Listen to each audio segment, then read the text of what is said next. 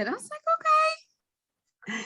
All right. Well, good evening and welcome to the Improving Relationships session, Dad and Mom's Duties.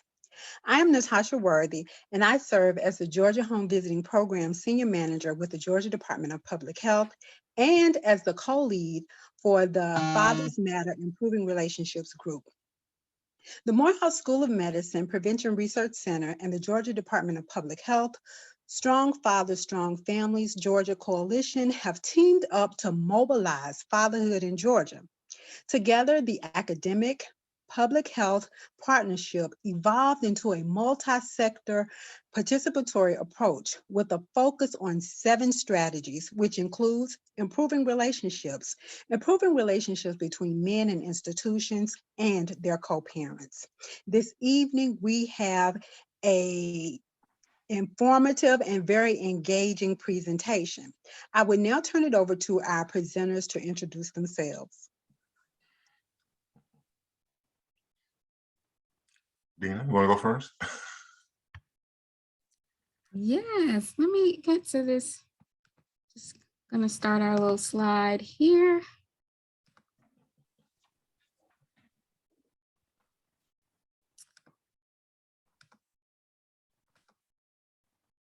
Oops, here we go.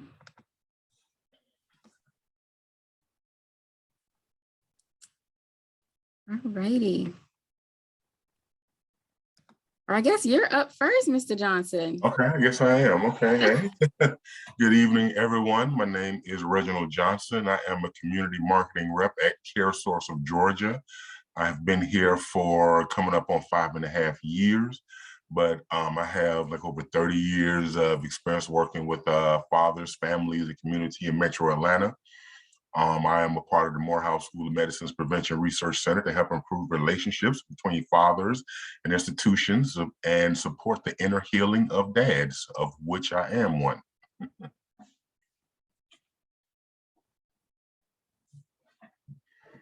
Thank you. And I am Dina Barnwell. I'm a certified health education specialist and community health worker in Maryland, in Baltimore. So I'm going to apologize in advance if my accent slides out. Apparently, you know, people aren't terribly fond of the Baltimore accent, but this is what I have. My work is centered on increasing the accessibility of health and wellness, particularly focusing on relationships. I'm a member of the Black Female Fatherhood Scholars, and I also work with Morehouse School of Medicine's Prevention Research Center to help improve relationships. And I want to thank everyone for joining today. And so what we like to do is start with a little foundation. So why is this conversation important? We know that working with co-parents working together, or even, you know, partners who are in a relationship, working together to share in the responsibility of parenthood can help actually improve the relationship. But we want to talk about first why it's also great for the children, because children are best served and have the most benefit when they have their parents involved. And so we're going to talk a little bit about the complementary parenting styles of dads and moms. And so just to this is just based on research, which of course does not apply to everyone in every situation. So we'll talk about, you know, dad's love and mom's love, but, you know, each person's personal experience could be different. This is just what research pulls together that says this is in general the benefits that children experience from these interactions with their dad and their moms. So we'll start with a mother's love. And so a mother's love is described as nurturing. And so there's a lot of gentle cuddling, holding that increases children's feelings of security, so they feel safe. Moms tend to encourage caution and the consideration of consequences when taking risks. So moms are more likely, hey, you know, be careful about that, slow down. You know, it's more caution. How can I protect my child? Mothers often simplify their words and generally speak to their child's level, which, it facilitates increased communication and understanding. So moms might more often talk to the baby language, but we're also very expressive. So since we're talking to the child's level, we're, being dramatic, we're making hand signals, and just teaching children how to understand that style of communication and understanding, which is related to the next point. It's descriptive, it's encouraging. When there is disobedience, mothers often lean towards sympathy and grace, which inspires children to be hopeful. And then moms are very aware of what things in the external environment can hurt their child. And so their focus is, how can I protect my child from this harm? What can I do? What can I keep this away from my child? Can I shield them and protect them from what could possibly hurt them? Okay, and so we're going to switch over into a father's love. Now, children of non-custodial fathers who are involved in school are more likely to get A's, enjoy school, and be in extracurricular activities. It's pretty, self-explanatory. Having an involved parent, definitely, increases self-esteem and willingness to participate and things like that. Girls who are close to their fathers have stronger math skills and wait longer to have sexual experiences. Active roughhouse play helps children learn the balance between timidity and aggression. Is a very important lesson to learn.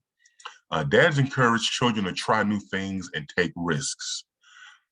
Fathers tend to talk normally rather than use baby language, which can result in expanded vocabulary and more ability to understand direct and brief communication. That's something I've pretty much noticed to be true in my experience. We don't see a lot of men do baby talk.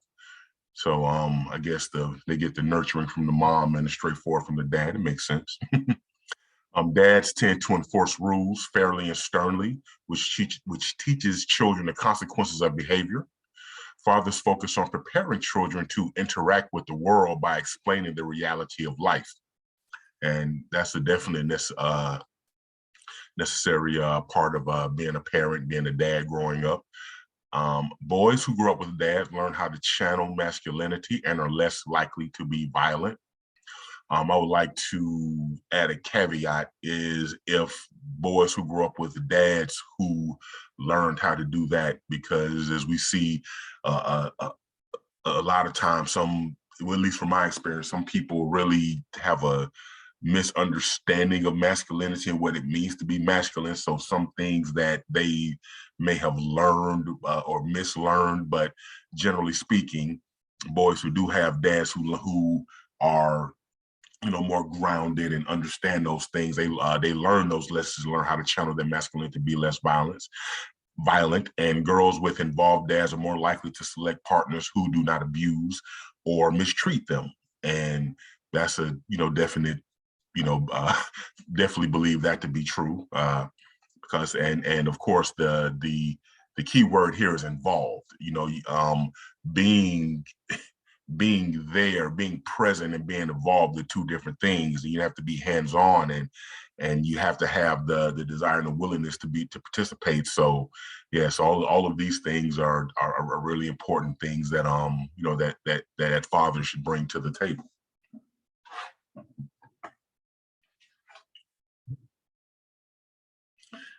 Okay. And here, daddies and daughters, and I wanted to focus and hone a little more in on this, especially speaking from my personal experience, how my daughter is 19 now. And, we've gone through our, our ups and downs, and me evolving and understanding what my role as a father is and should be. And I know daughters with a strong father role are less likely to become clinically depressed and to develop eating disorders. And again, as I say, that's when the men are themselves conditioned and taught that way. And that's why it's important for us to teach these lessons, because not everybody learned the same lessons the same way. And some people were I guess some people misunderstood some lessons or what have you. So, with the strong father role who understands how to communicate that. They're also more satisfied with the overall appearance and body weight. Definitely, understand what it's like to have a healthy love, someone to express healthy love and affection toward them, and that's where girls learn it, in the home, learn it from dad, and they're less likely to become teen moms, and that reverse back to the first two, because a lot of, and of course, I'm speculating here, but I'm pretty sure there are numbers to back that up. But that's part of the reason why a lot of teenage pregnancies happen, because young girls are depressed. They really don't have a positive self-image. They really they fall for certain things. So it's been my experience that when you have that, when you're in there, when a father is active and involved and teaches those lessons to his daughter, and also and also the sons see that as well, and they see the way that the father treats the daughter, and they learn that as well. So it can not only from the daughter's point of view, it's also from the son's point of view, because they're less likely to develop those predatory habits.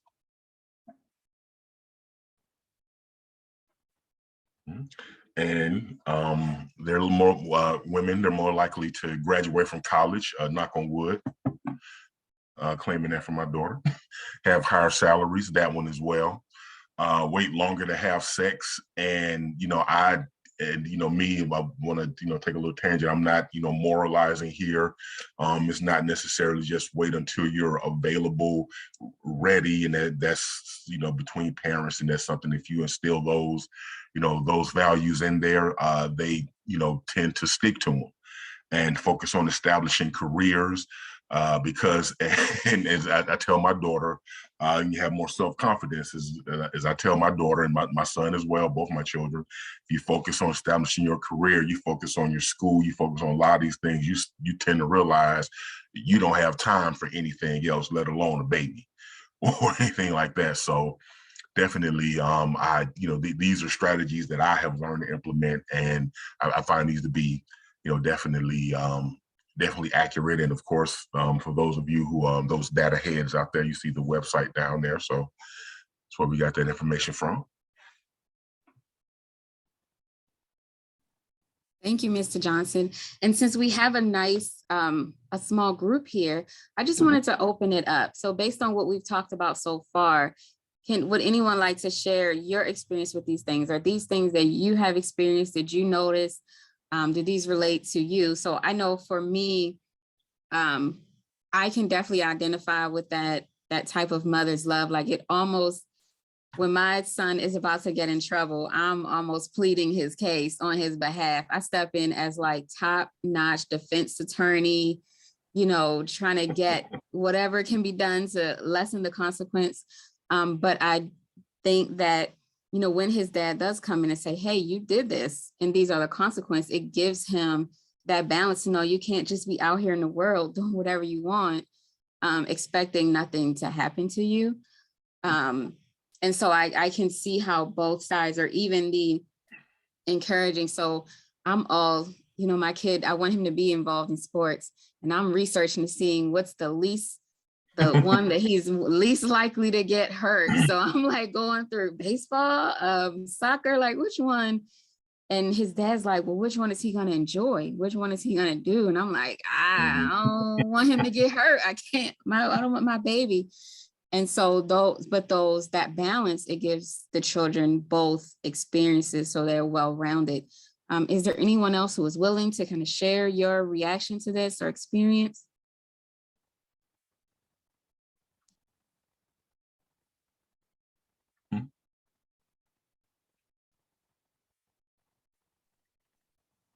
Oh, Mr. Lynch, I think you.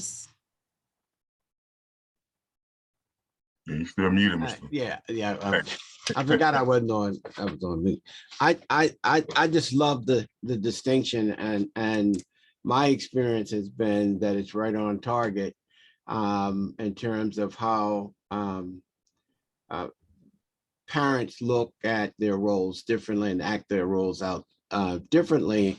And I think it pretty much follows what the literature says and what you have here in the presentations. There's nothing there that I would disagree with. I do say that I have a daughter and a son, and I find that I have more of my straightforward conversations with him than I may have done with my daughter, leaving it to sort of my wife.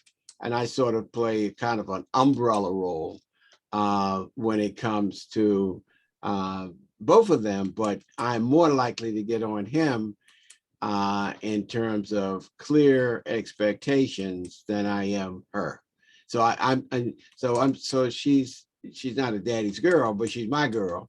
And so, I act accordingly and probably in many ways much more nurturing as it relates to her than I am to him, in sense of wanting him to be real clear about those things I expect of him. And the things that I expect of her are things I want, but I don't put the same demands on her because she's daddy's girl. It's funny you should mention that. For years, I noticed myself doing that with my daughter a little bit. And I think it's something, especially, what I was taught as, as Black men, we have this idea of things that we're supposed to do for our little girls and our baby girls, and keep them right here, and our sons a different way. But, as my daughter began to get older and I started, just my experiences and in the work world, and just, my friends and dating life, and just really seeing the different personality types of women, I started to say, I should have some of these conversations that I have with my son. I need to start having these with my daughter, because I feel like a lot of, I guess a lot of, I guess we don't really want to, raise our daughters or whatever to be, and when I say forceful, I don't necessarily mean, out there, but to really just say what you want and express what you want. And a lot of times I'll see a lot of women, they're like, well, I don't want to really, do this. And they come around and say, no, I need for you to use your words, say what it is that you want, and be straightforward, just like I did with my son, and say, look, same thing, stand up, look people in the eye, have a firm handshake, because these are the things that you need to learn, just like he needs to. Right. I can relate to that. I think for me, my first child was my daughter, my second child was my son. And I think part of the beginning was just feeling inadequate, was a part of, parenting, and thinking that her mother would be better. So I sort of gave up the reins, if you little bit, that following her lead, but I always maintained sort of the umbrella approach in the house, and that is, if everything was working fine, I wasn't trying to refine it. Right. As long as everything was going along the way I thought it should be, I didn't get too deep in the soup, if you will. But very differently with my son, I wanted to make sure that he was doing those things, and trusted, the process when it related to my wife and raising, unless I saw something I didn't like or didn't think was right or proper or something like that. So, but I learned now, having did that, if I had to do it again, I would do it differently. Yeah, exactly. Your first child, you don't know, you don't know, you not know how much you should be involved in it. But if I had to do it again, I would do it differently. Not that much differently, but I would probably be much more equal in terms of, as you're saying, things that I would spend time talking about as opposed to not. Call from Echo. Oh, thank you. And as the daughter of a engaged dad, I can say had an amazing effect on my willingness to be able to interact with the world. Like he always made me feel like I was capable and supported decisions I make. And with the waiting longer, you know, for relationships, I always think about that scene of Bad Boys when the Martin Lawrence character, his daughter was ready to go on a date. And the young man came to the door and, you know, Martin Lawrence and Will Smith came up there and they're like, you know, what are you going to do? What are your intentions? That protective, like, hey, be careful with my daughter. Did anyone else have any experience you want to share before we? Yes, this is Natasha. I will share, and I'm prompted by your example, Dina. For me, all of those, everything that, you know, has been said holds true, but specifically around my son, I did not want him to play football. He could have played anything else other than football. And so we did. And my husband pacified me. And so now my son is 15. He'll be 16 in a few weeks. And of course, what does he want to do? He wants to play football. And then the coaches, you know, because he's been playing basketball, and the coaches have just ribbed him up. Oh, you're quick on your feet. And, you know, and so I'm like, okay, now what do I do? Because my husband's like, well, he is showing an interest. So, you know, I'm giving in, you know, what can I do? And then as it relates to my daughter, it was an interesting dynamic because as growing up, my husband too kind of let me, you know, just kind of take the lead. He was engaged. He would go to the cheerleading and school events, but it was mostly, you know, she and I. And now that when she turned like 16 on up, they became closer with the secrets and, you know, not really secrets, but she would run to him and talk. So I would definitely say that she is a daddy's girl. But again, I think definitely having that fine balance has really helped them to be confident and well-rounded, you know, a young woman and a young lady. Yes, and I just want to make that distinction, like, and this is, you know, dads and moms, but this is also people who serve as those figures in someone's life. So, you know, even if there's someone else who has said, I'm going to step up and I'm going to serve in this role, is giving that child the benefit of, you know, of these parenting styles. Would anyone else like to chime in on this? Well, you know, it's funny you should mention that. Circling back to the Bad Boys, you know, thing with the, you know, dad and daughters, and when it comes to dating and sex, you know, I relate a story. I remember one time when my daughter was 15, and you know, she was you know, my daughter, she grew up in Texas, and she came back, and I just asked her a frank question. I said, no, she was 16. I said, "Are you having sex?" And so she looked at me with this look. She was like, "What?" And I said, "You heard me. Are you having sex?" She said, "No." And I was like, "Well, if you were, would you tell me?" And she said, "No." And I was like, "Why?" She said, "Well, I would talk to my mom, but I wouldn't talk to you." And I said, "Why couldn't you talk to me about that?" And she said, "Well, I wouldn't know how." And she was, you know, she wouldn't know how to, so on and so forth. And I was like, "Well, you know, I'm your father.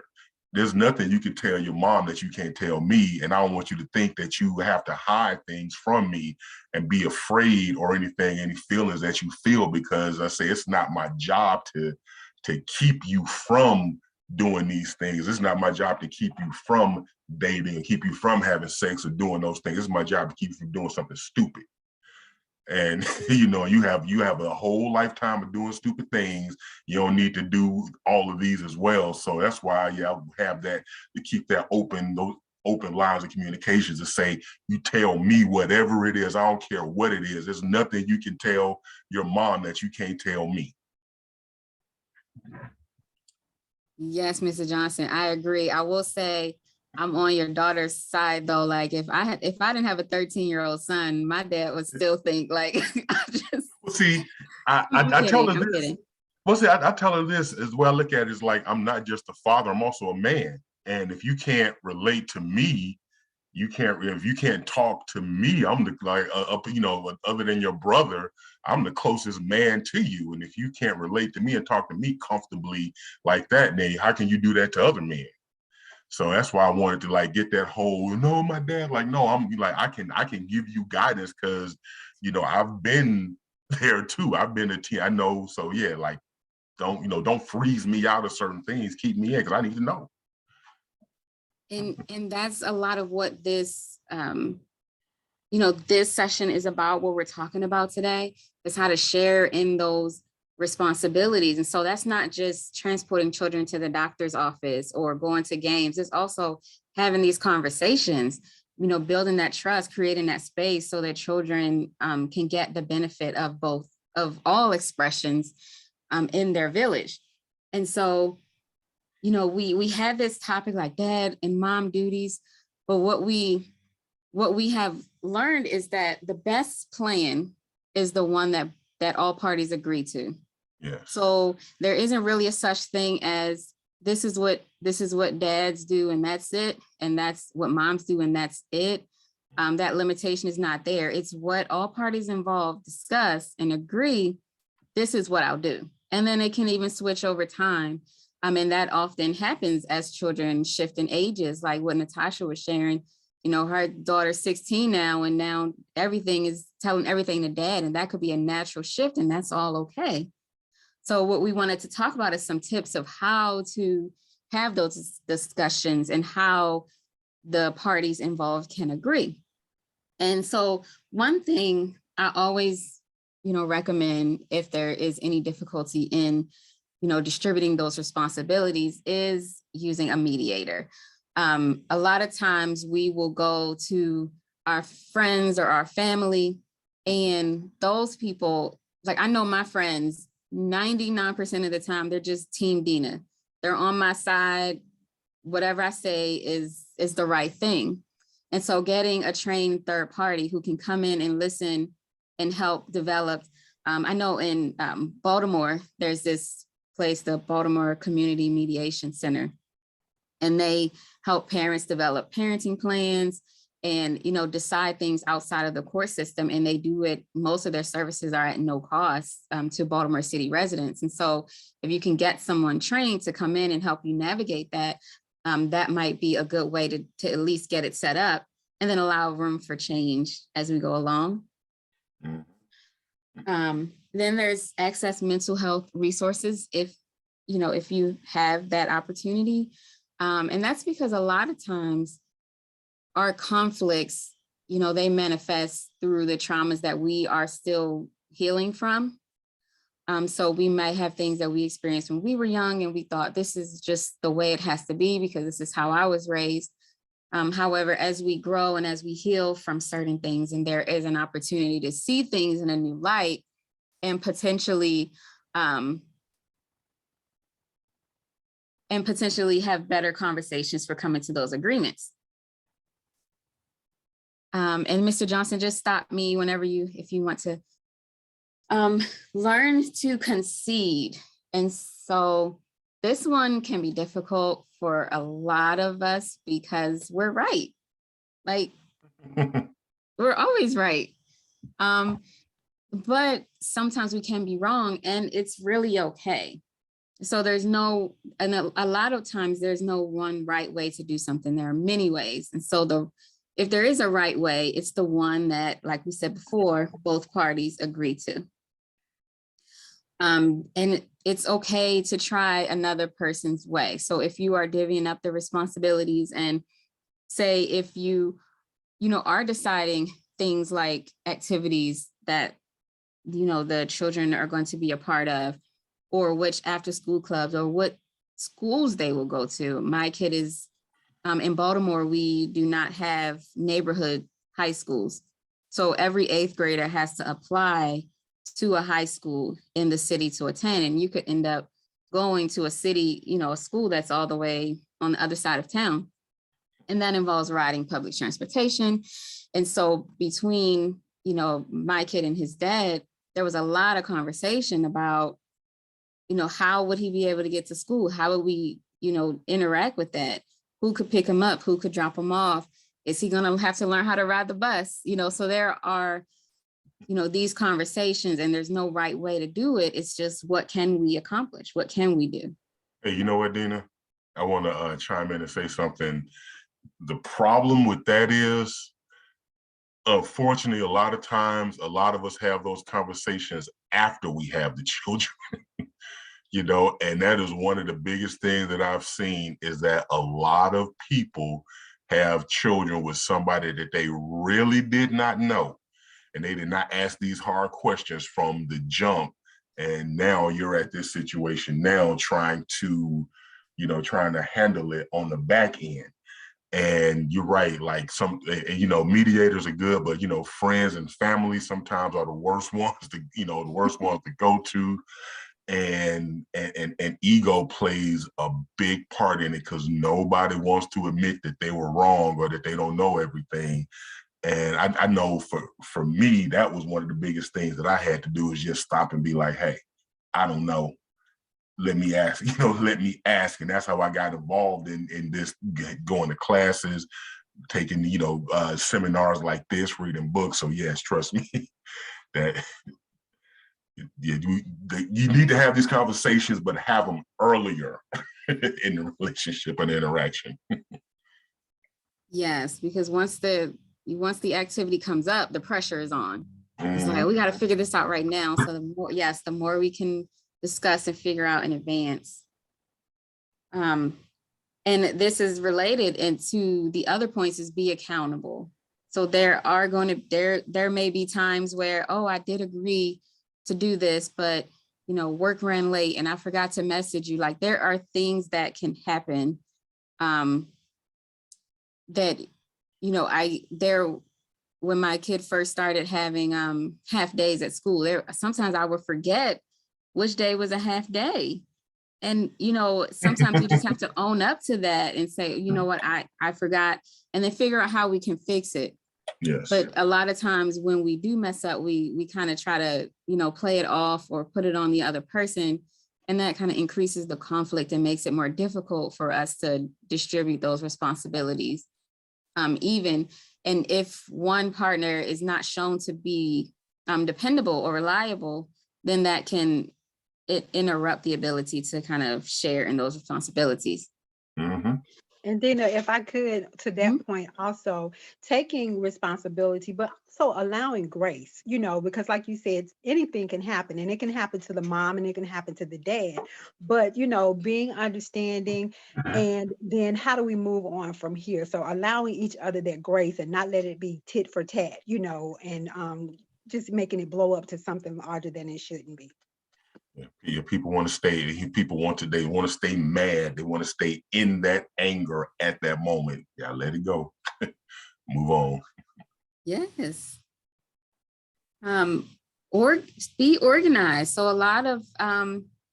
there are a lot of apps with like shared calendars that parents can put on their phone. You can put in what happens each day, set up alerts.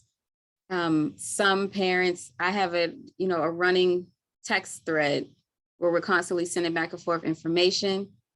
And then just that will to be involved.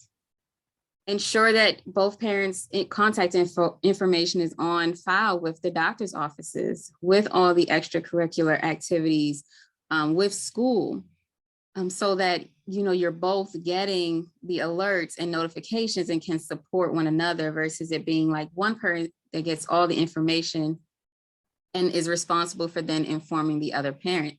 However, like we said, there's no one right way. So if there is one parent that's always checking their emails and another parent rarely ever looks at their email, then you might agree, okay, this is your thing. You check the emails and just keep me informed, and that might work for that family. So there are multiple ways to get it done, whatever is agreed to, but these are just some general tips to kind of start the ball rolling. And shameless plug. As y'all can see, CareSource, I do work for CareSource. That is one thing that I always tell, especially non-custodial dads who are trying to establish paternity and get visitation. These are things that the court is going to want to know about you. Do you know who the doctor is? Do you know what they do? And I always tell, these are ways to be involved in your children's life. You're going to need to know these things because you're going to get asked about them, and you need to know. So it will only help you in the future.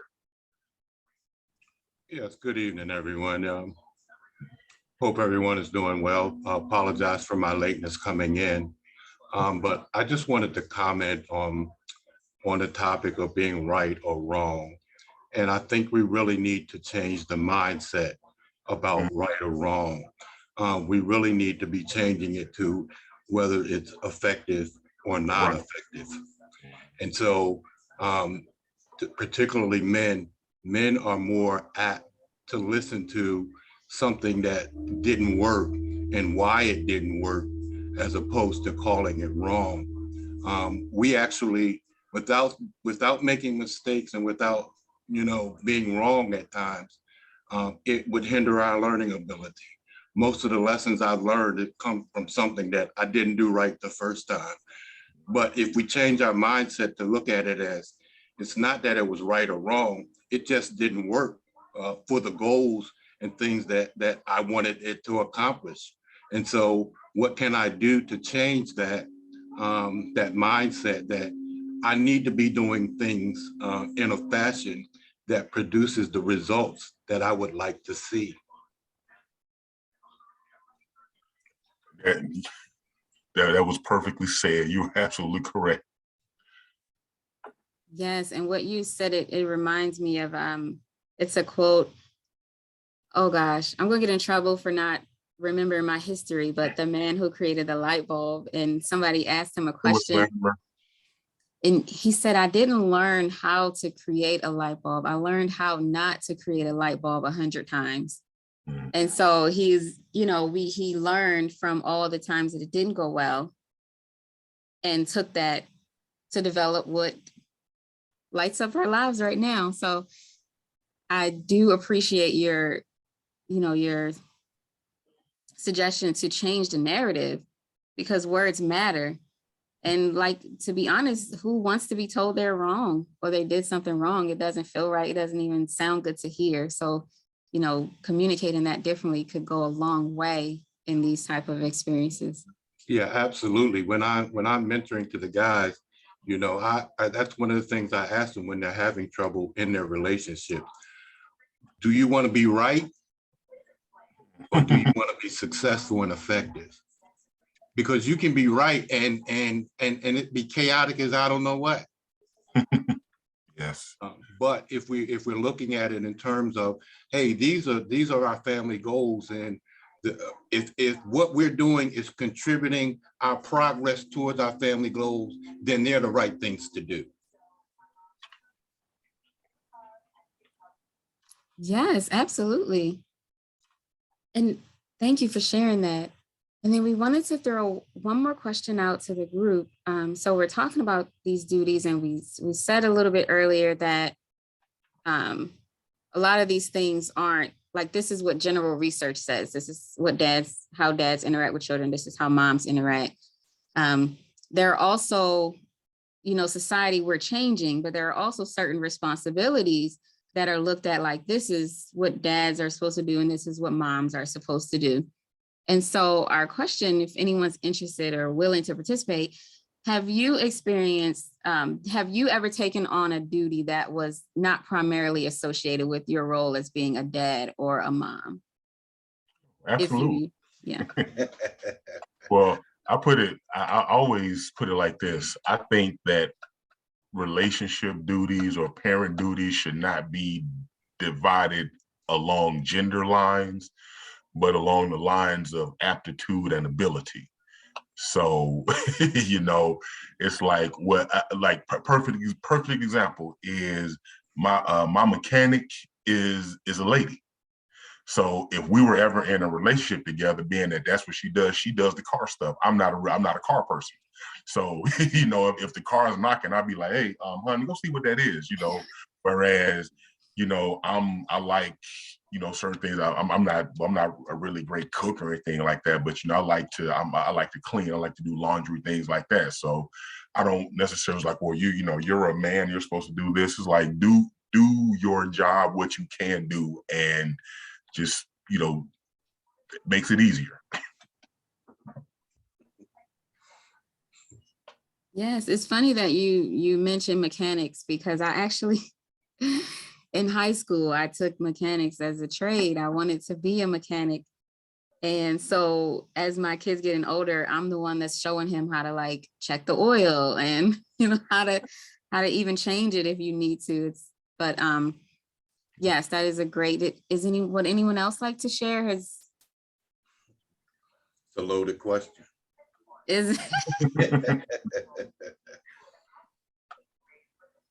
Yeah, and from my own experience,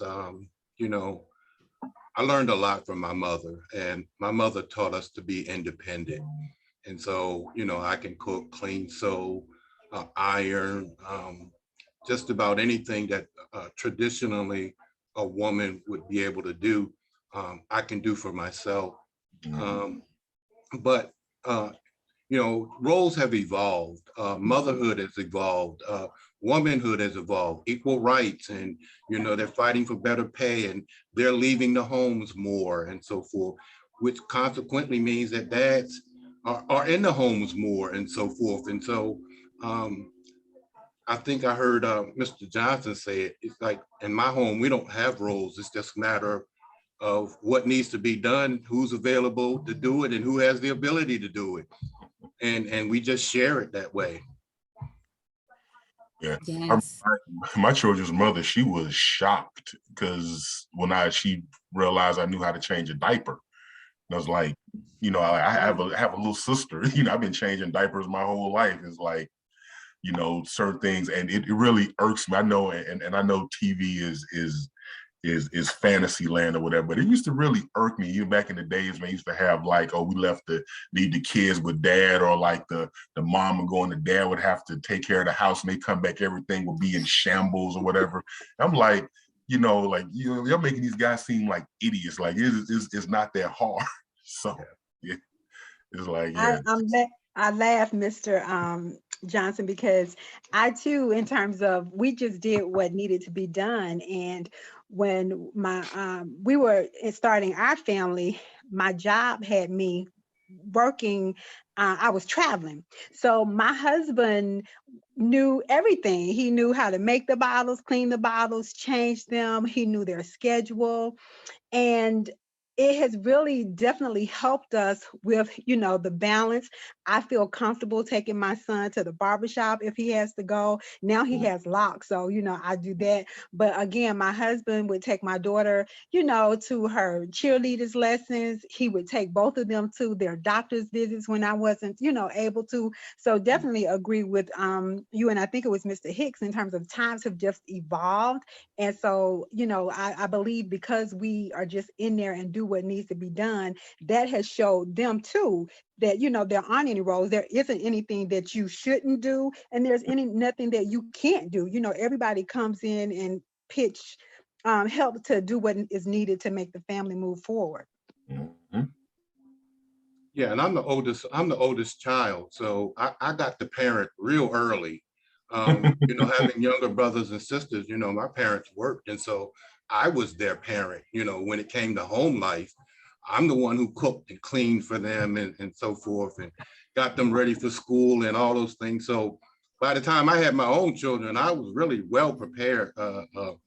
And then also, I just wanted to say too, my mother worked in a nursing home. And so when it comes to cleaning and being neat and those types of things, unfortunately, she made a neat freak out of me.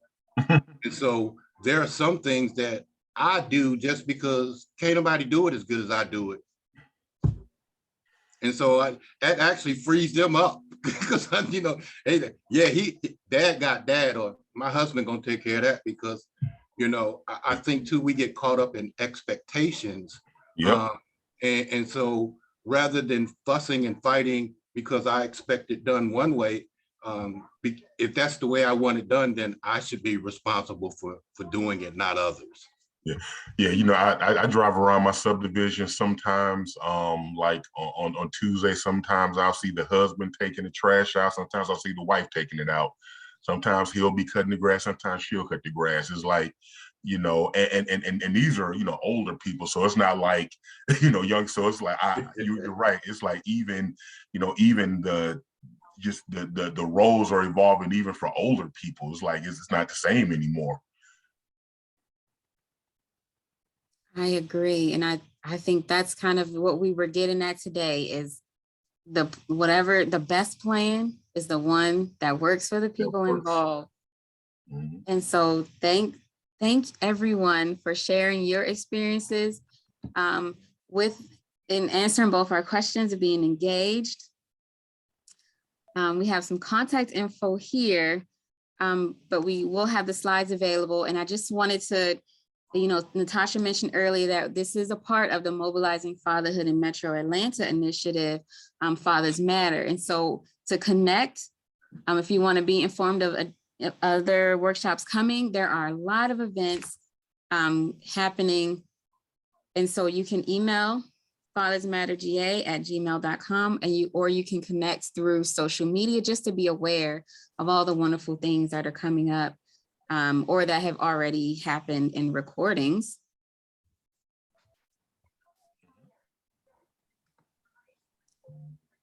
And then, so following this at about 8:15, we are moving over to Clubhouse, and we kind of got the conversation started here with this open forum, and I appreciate everybody getting involved and sharing your experience.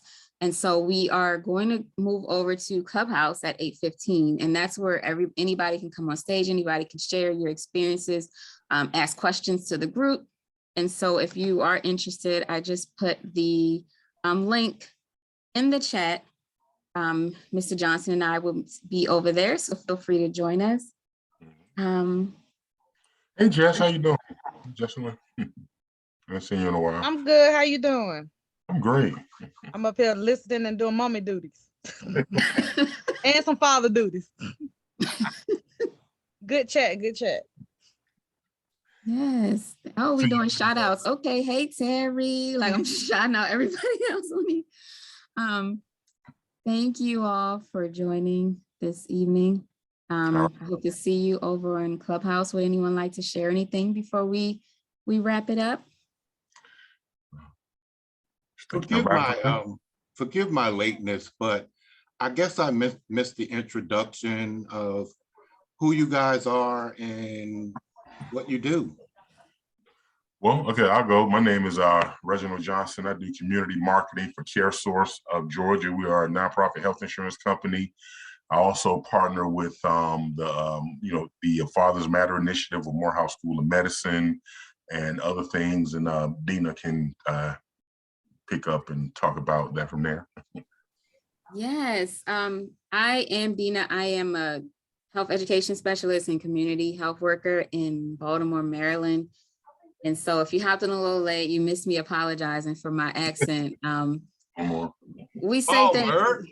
Baltimore, Maryland. It's like it's Maryland. It's not a wizard. It's not Merlin, but this is how we say it. Be more.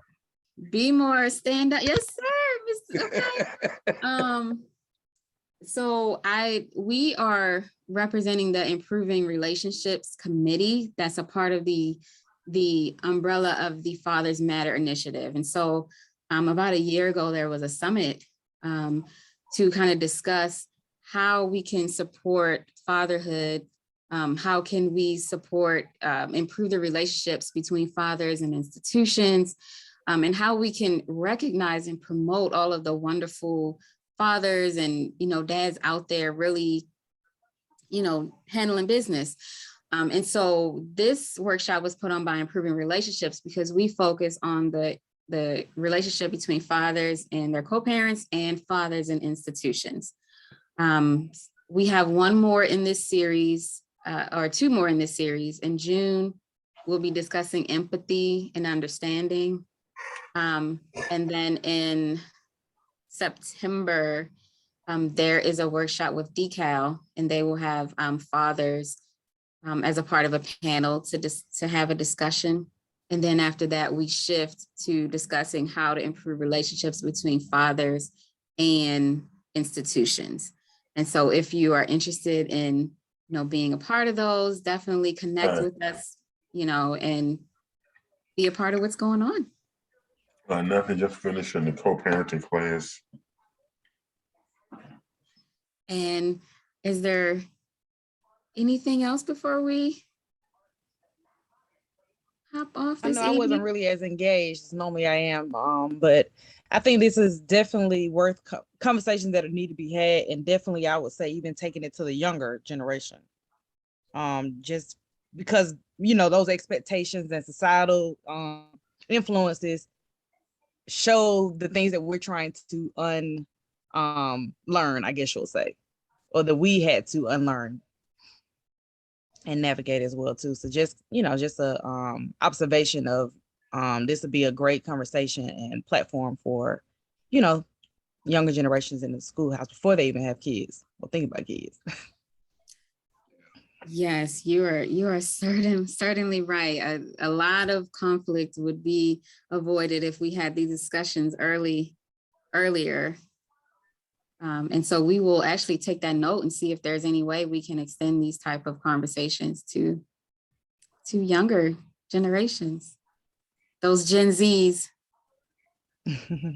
Yeah, I don't know how I got invited, but I guess I do know how I got invited, but I'm glad to be here. I'm representing Richmond, Virginia, and we are the fatherhood champions here. My name is Stefan Hicks. I'm the executive director of My Brother's Keeper of Greater Richmond. Okay. We have a program here that's called Father to Father. It's facilitated by real fathers, talking real talk and coming up with real solutions. We've been doing this work for a little over 12 years. I'm also from Baltimore myself. Hey. I had to get out. Baltimore had me in a tailspin, and I decided to move to Richmond to turn my life around. So my organization, again, is called My Brother's Keeper of Greater Richmond. Please feel free to go to our website, www.mbkgrva.org. Check out our work. I'd love to partner with what you guys are doing. Fatherhood work is very, very necessary in our society. Yes, thank you. I'm from Baltimore too, by the way. I couldn't gosh. resist. I live in Philadelphia now and have for a number of years. And I chair something called the Strong Families Commission in Philadelphia. And we do work across Pennsylvania, organizing organizations and individuals who are interested in greater father-family involvement. Nice to And meet my you. name is Terry. I'm from Buffalo, New York. But I spent over 20 years in Baltimore, where my life went into a tailspin, but I turned it around in Baltimore before I came back to where I said I would never come back to, which is home here in Buffalo, New York. And I'm senior fatherhood advisor for the Buffalo Fatherhood Initiative, which is one of the programs under Buffalo Prenatal Perinatal, a nonprofit organization here. And I am so sorry that I missed it. I thought I was going to get a notification, and I'm just sitting up here doing other things until I realized, wait a minute, what time is it? So it's probably too much to ask. It's just been, you recorded it. Can we get a copy of it? Yeah, so these recordings are put on the Fathers Matter YouTube page. And so we do have all of the attendees, so we can make sure that you get the link when it's up, that we Okay. notify you when it's up. Because, it's an interesting conversation, co-parenting.